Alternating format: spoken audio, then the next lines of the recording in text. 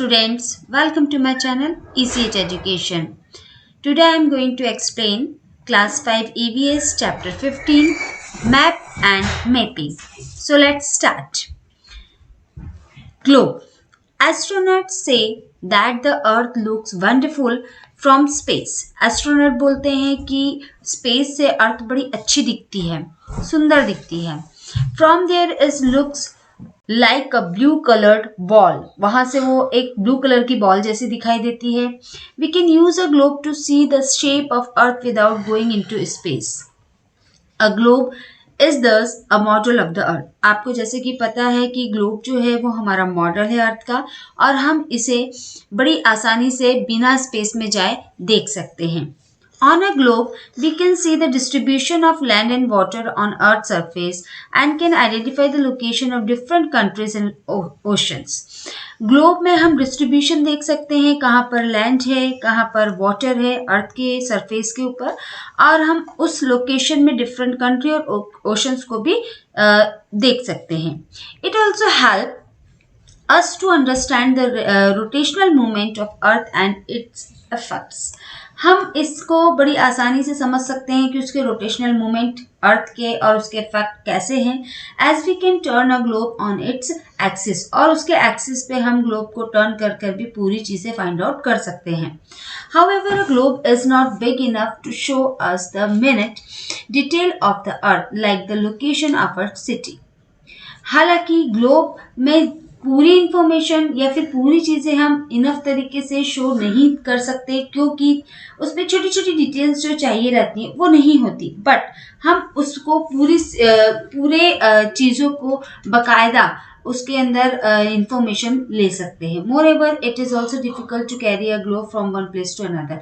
हालांकि ये जो ग्लोब है एक जगह से दूसरी जगह ले जाने के लिए इतना डिफिकल्ट भी नहीं होता है. Maps, because of its spiral shape, अब उसका जो गोल आकृति का शेप रहता है, it is difficult to see the whole world at a glance on a globe. तो पूरे ग्लोब में हम पूरा विश्व, पूरा वर्ल्ड की एक झलक देख लें, ये पॉसिबल नहीं होता, थोड़ा कठिन होता है ना. सो वी यूज मैप, इसलिए हम मैप को यूज करते हैं. हालांकि ग्लोब में सारी चीज़ें मेंशन होती है, बट उसका जो शेप रहता है उसके कारण हमको वो चीज़ें आसानी से उसमें नहीं मिलती है, और अगर मिल भी गई तो हम एक्यूरेट एग्जैक्ट समझ नहीं पाते हैं, इसलिए हम मैप का यूज करते हैं. A map is two dimensional representation of earth surface drawn on a flat base. अब मैप भी दो प्रकार का रहता है, ठीक है. It help us to study on earth in great detail, जो कि हमारी अर्थ की डिटेल को, अर्थ की जो डिटेल है उसको पढ़ने में हेल्प करता है, as it can represent all और a part of the earth surface, ठीक है. Map are versatile, depicting all our part of the earth's surface at different scale on a surface that is easy to transport in view. A map projects the curved surface of the earth on the flat surface. Maps are excellent for navigation because they have straight lines. देखो, map जो है एक object है, इसमें अर्थ की सारी चीज़ों को डिपिक्ट किया गया है, उसका एक ड्राइंग बनाया गया है, स्केल का यूज़ किया गया, उसमें ट्रांसपोर्ट कहाँ और कैसे यूज़ होता है उस चीज़ को दिखाया गया है. मैप एक कर्व के रूप में भी रहता है और फ्लैट भी रहता है ना. तो और इसमें मैप से ही हमको, जैसे कि जो नेवी वाले रहते हैं वो मैप की हेल्प से ही अपना पूरा रास्ता क्लियर करते हैं, ठीक है. Features of a map. All maps have certain common features that help us to understand them. Let us see what they are. अब हमको सिर्फ ऐसा लगता है मैप जो हमारी बुक में रहता है, जो मैडम हमको मंगवाती है प्रैक्टिकल के लिए, that is only map. But map की भी कुछ कुछ चीज़ें हैं, कुछ फीचर्स है जिसे हम पढ़ रहे हैं, इसको मैं बड़ा शॉर्ट में आपको बताऊंगी. Title of map. Just like every lesson of your book has a title, every map also has a title that describes the type of information given on the map. अब जैसे फॉर एग्जाम्पल आज मैंने आपको chapter पढ़ाया, ठीक है. अब उस चैप्टर का टाइटल क्या था? Map and mapping. अगर उस चैप्टर का टाइटल वहां पर नहीं दिया गया, ओनली ये बोला गया चैप्टर 15, तो और इंडेक्स में आप देखते हैं, ठीक है, आप इंडेक्स में देखेंगे चैप्टर 15, वहां पर कोई टाइटल नहीं रहेगा, तो क्या आप याद करके समझ पाओगे कि चैप्टर 15 में कौन सा चैप्टर था? चैप्टर 15 किस बारे में लिखा गया है ये, या इसमें किस बारे में मैडम ने समझाया। जब तक आप टाइटल नहीं देखोगे तब तक तो आप समझ नहीं पाओगे।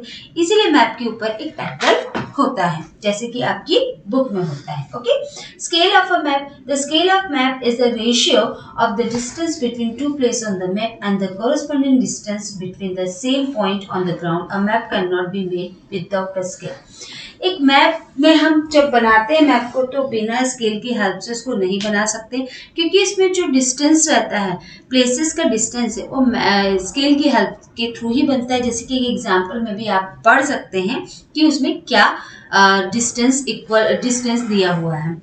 अब स्केल के बारे में बोलते थे, स्केल जो होती है वो 3 टाइप की रहती है, जैसे कि आपकी बुक में है। सबसे पहला स्टेटमेंट स्केल। स्टेटमेंट स्केल आपको एक्सप्रेस करती है 2 centimetre is equal to 100 kilometre.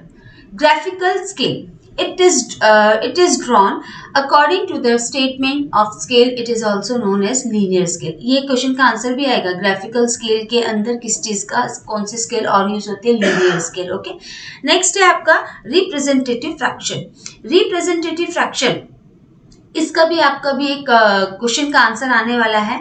तो इसमें क्या रहता है, इसमें भी एक रेशियो फिक्स किया जाता है। उस रेशियो को देखो यहाँ पे मेंशन किया गया है 1:50,000, है ना। इसका मतलब होता है 1 सेंटीमीटर में 50,000 किलोमीटर रहता है ग्राउंड के अंदर। अब आता है डायरेक्शन।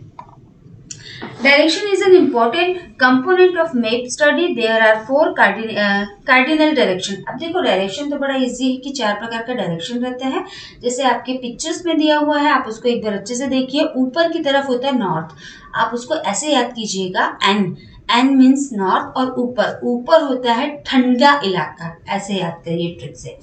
और ठंडे के नीचे जस्ट आ जाओ गर्म, साउथ, ऐसे याद कर लीजिए। हो गया ऊपर नीचे याद।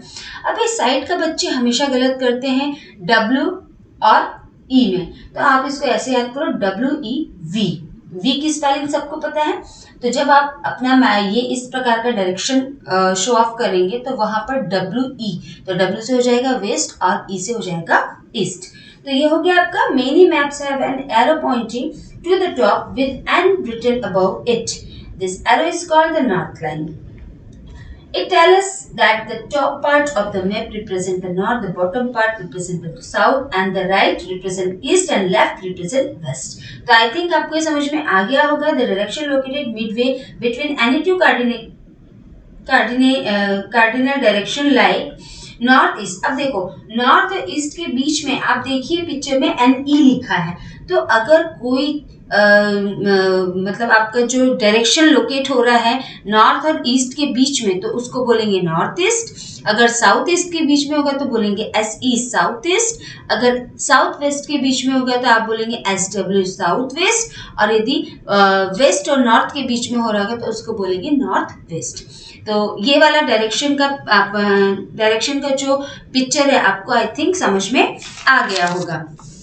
अब आता है नेक्स्ट कलर एंड सिंबल। ठीक है, different colour are used in map to show different physical feature. For example mountain are shown in brown, plain in green, water body is blue.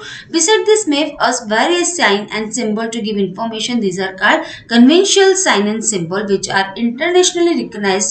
Usually a key or an index is given in one on corner of the map and explanation meaning of the symbol and the color used. देखिए colour और symbol में ये बोल रहा है कि जब हम मैप का यूज करते हैं, तो जब आप खरीदते हो या बुक में देखते हो तो वहां पर मैप में जो एरियाज रहते हैं उन एरिया को अलग कलर से शो किया जाता है। तो ये कलर आपको याद यदि रहते हैं तो आप समझ भी जाते हो कि अरे ये मैप में ये ग्रीन कलर है, बहुत डार्क ग्रीन कलर है, इसका मतलब यहाँ पे एक फॉरेस्ट है। अगर आप येलो कलर देखेंगे तो यहाँ पर खेती करने वाली जगह है शायद, है ना। इस तरीके से आपको कलर के सिंबल से पहचानने में बड़ी आसानी होती है कि इस मैप में इस जगह पे ये वाली चीज है।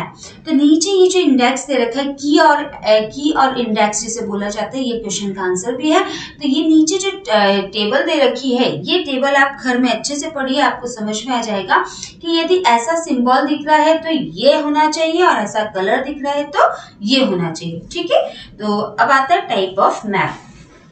Type of map, map are mainly of 3 type. Map of mainly of 3 type, है ना। Map are mainly of three types: political map, physical map and thematic map. Political map. This map show the countries, their capital, cities, town, etc. Political map जो होता है उसमें हमें country, उसकी capital और cities और टाउन मेंशन होता है. फिजिकल मैप जो रहता है उसमें हमें मेंशन किया जाता है mountain, plain, plateau and water bodies. और थीमेटिक मैप जो रहता है उसमें मेंशन किया जाता है road, natural vegetation map, soil map, population map, etc. आपको ये चीजें याद करनी पड़ेगी कि पॉलिटिकल, फिजिकल और थीमेटिक में किन चीजों को शो ऑफ किया जाता है. ठीक, तो ये जो पिक्चर्स हैं मैप की, आप उसको घर पे अच्छे से रीड करिए, आपको समझ में ज़्यादा अच्छे से आ जाएगा. Importance of map. अब मैप के इम्पोर्टेंट क्यों होते हैं, क्यों यूज किया जाता है? They tell us the exact location, shape and direction of the landmark like continent, countries, town and water bodies like ocean, sea, river and lake, etc. We can get detailed information regarding the physical feature, transport network, height of the land and distribution of rainfall, etc. Whatever. Distance between two places can be calculated by using the scale given in the map and it is easy to understand and can be carried from place to place. इसका मतलब है map आपको exact location को बताता है, shape को बताता है, डायरेक्शन क्या है वो बताता है, कंट्रीज, टाउन और कहाँ पर वाटर बॉडीज है, रिवर है, सी, ओशन है, वो चीज़ बताता है. मैप आपको डीपली इंफॉर्मेशन देता है, कभी ट्रांसपोर्ट एरिया की इंफॉर्मेशन देता है या फिर जिस लैंड पे आप चल रहे हैं उसका कितना किलोमीटर है, कहाँ पर रेनफॉल हो रहा है, पर्टिकुलर रीजन क्या है, मतलब कहाँ पर आप जा रहे हैं, वो सारी इंफॉर्मेशन आपको देता है. मैप आपको डिस्टेंस बताता है, जहाँ से आप चल रहे हैं और जहाँ पहुंचने वाले, इन दोनों के बीच में क्या डिस्टेंस है. और मैप आपको आसानी से, यदि आप समझ गए तो एक स्थान से दूसरे स्थान पर ले जाता है. अब आता है नेक्स्ट आपका प्लान. कि प्लान मैं आपको समझाती हूँ. Plan is detailed drawing made to scale and represent the feature of a small area on a relatively large scale. देखो प्लान तो बड़ा इजी, देखो डायग्राम में दिया हुआ है प्लान.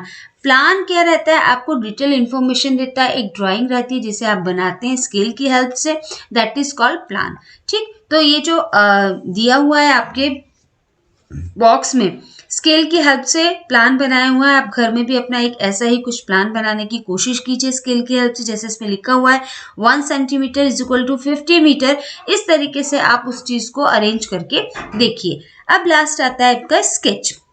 स्केच आप भी प्लान की तरह ही रहता है, लेकिन एक वो ड्राइंग रहता है, रफ ड्राइंग रहता है, जिसे आप स्केल से भी यूज कर सकते हैं. और उस प्लान, उस स्केच का यूज हम कैसे करते हैं, फॉर एग्जांपल आपको एक स्केच बनाना है कि आप अपने घर से स्कूल तक पहुंचने पर कितनी जगहों को पास आउट करते हैं. जैसे कि आप घर से निकले तो आपने घर का डायरेक्शन बनाया, फिर स्ट्रेट का डायरेक्शन बनाया कि आप स्ट्रेट निकले, आपको एक मंदिर मिला, फिर आप मंदिर से थोड़ा और आगे गए, लेफ्ट हुए तो लेफ्ट में आपको बैंक मिला, फिर बैंक से. इस तरीके से अगर आप अपना नक्शा खुद तैयार करेंगे तो आपको बहुत अच्छे से समझ आएगा. लेकिन उसके पहले आपको ये स्केच का जो डायग्राम है इसको अच्छे से रीड आउट करना पड़ेगा, उसके बाद आप बना सकते हैं. तो प्लान और स्केच का अंतर आप समझ गए हैं. उसके बाद लास्ट आता है आपका एटलस. Atlas क्या है? An atlas is a book of map. It has a number of map providing a variety of information about the earth. Atlas में रहता है, बहुत सारे मैप रहते हैं, बहुत सारे मैप के इंफॉर्मेशंस रहते हैं हमारी अर्थ में जितना भी है. In other words, it is a collection of map in a book form. मतलब मैप का एक कलेक्शन है जिसे बुक की फॉर्म में प्रिंट आउट कर दिया गया है. It is also include a table of content and index to help us understand the map properly. The first atlas was published in 1595. यदि आप लोग एटलस नहीं देखे हो तो अपने स्कूल की लाइब्रेरी से ज़रूर एटलस को इशू करवाइए. देखिए आखिर वो एटलस क्या है. उस एटलस में कई तरह के आपको मैप मिलेंगे. उस मैप को रीड आउट कीजिए कि वाकई आपका वर्ल्ड कितना बड़ा है और ये किस तरीके से डीपली इंफॉर्मेशन आपको देता है. तो ये हो गया. और एक क्वेश्चन का आंसर आपको फिर मिल गया यहाँ पे कि फर्स्ट एटलस कब पब्लिश हुआ था. तो आंसर है 1595 में. ओके स्टूडेंट्स, तो मैंने बड़े शॉर्ट वे में आपको इसको समझाने की कोशिश करी है. मुझे उम्मीद है कि आपको मेरा वीडियो, मेरा एक्सप्लेनेशन बहुत पसंद आया होगा. अगर पसंद आया है तो आप लाइक कीजिए, शेयर कीजिए एंड देखने के लिए thank you so much. Bye bye.